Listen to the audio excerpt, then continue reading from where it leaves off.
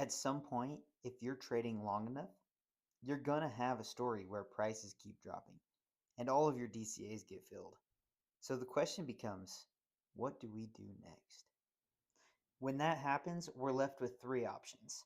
We can wait, we can take a loss, or we can add DCAs to bring our sell price closer to the current price. And for us, we'd rather work the position and give ourselves a chance to profit. So most of the time, we choose to add DCAs. Here's how we actually do it. We go to the current order section, just right here. We find the story we want to adjust. I only have one of them open at the moment. Then you click the hamburger menu on the right, which is just right here, and then you click the plus button. This brings up three fields. First, the strike price. This is where we want the new DCA buy order placed. Next is the number of coins. This lets us manually choose how many coins to buy. Or we can enter the dollar amount and let the system calculate how many coins that gets us. We only use one of these, don't use both. And we personally find using the dollar amount is much easier. So the next question is, how much do we actually add?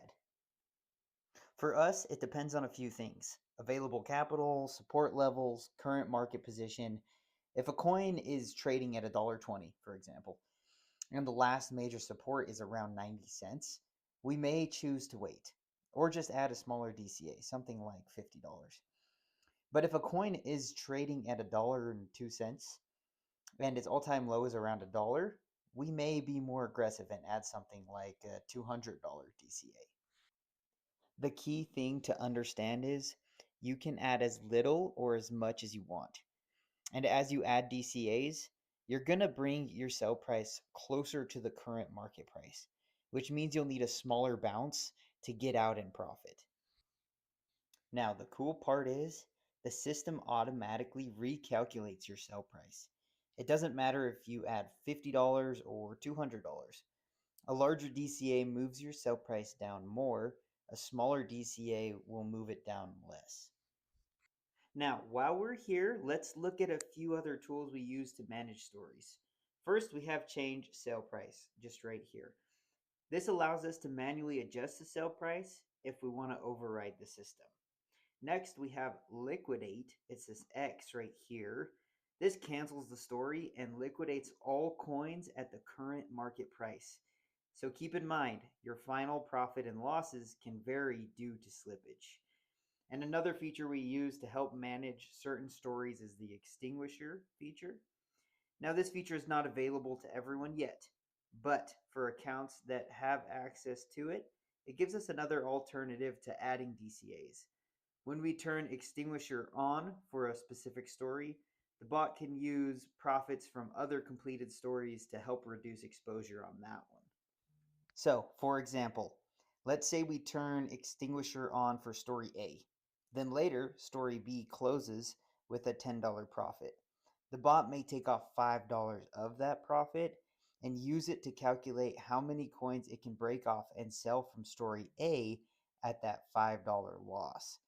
Overall, we still made $5 profit, and at the same time, we freed up capital from the other story.